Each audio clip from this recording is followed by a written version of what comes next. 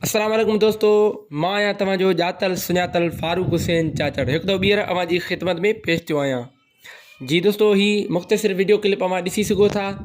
हिन video clip में मीलाद committee तालका पन्नो आकिल जो चेयरमैन आलमी शोहरत याफ़्ता नात खान फ़कीर हाजी खान मोहम्मद चाचड़, शाइर आले सुन्नत फ़कीर साईं नजमदीन इंडड़ नजम निमाणो, मिठड़ी आवाज़ जो मालिक फ़कीर ख़ैरदीन इंडड़, उन खां अलावा राशिद हुसैन चाचड़, फ़कीर रबनवाज़ इंडड़, फ़कीर फ़ौजी बशीर अहमद इंडड़, ख़ुदादाद ख़ान इंडड़ ऐं उन सां गॾोगॾु तमामु इंडड़ बिरादरी जेको आहे ही कमु करे रही आहे। तव्हां वीडियो मुख़्तसिर क्लिप आहे ॾिसी सघो था।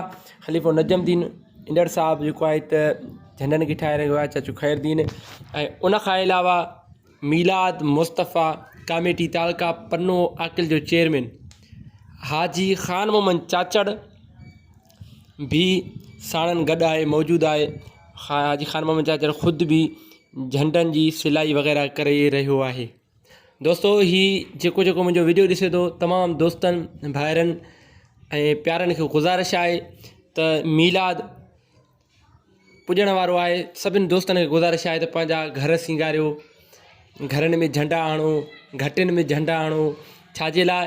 हज़रत मोहम्मद मुस्तफ़ा सल्लल्लाहु अलैहि वसल्लम जंहिंजी ॼमण जी ख़ुशीअ में, आमन जी ख़ुशीअ में हर मुस्लमान भाउ मर्द औरत नंढे वॾे ते फ़र्ज़ु थिए थो त असां ख़ुशियूं कयूं ऐं पंहिंजे घरनि। जी दोस्तों, मीलाद कमेटी तालका पन्नो आकिल जो चेयरमैन फ़कीर नात खान हाजी खान मोहम्मद चाचड़ जी अॻवानी में ही सारो कमु हली रहियो आहे। इंशाअल्लाह अनक़रीब तालका पन्नो आकिल खे तमामु बहितरीनु ख़ूबसूरत तरीक़े सां महबूब करीम सल्लल्लाहु अलैहि वसल्लम जंहिंजी आमन जी ख़ुशीअ में शहर समूरे खे सिंगारियो वेंदो। इंशाअल्लाह जेके बि दोस्त असांजा आहिनि, उन तमामु दोस्तनि खे गुज़ारिश आहे जेके पन्ने आकिल में रहनि था, सिंध में रहनि था, पाकिस्तान में रहनि था, ॿाहिरि मुल्क रहनि था, उन्हनि तमामु दोस्तनि खे जेके वीडियो ॾिसी रहिया आहिनि, उन्हनि सभिनी दोस्तनि खे गुज़ारिश आहे त पंहिंजा घर सिंगारियो, पंहिंजी घिटियुनि खे सिंगारियो, पंहिंजो शहर सिंगारियो। छाजे लाइ?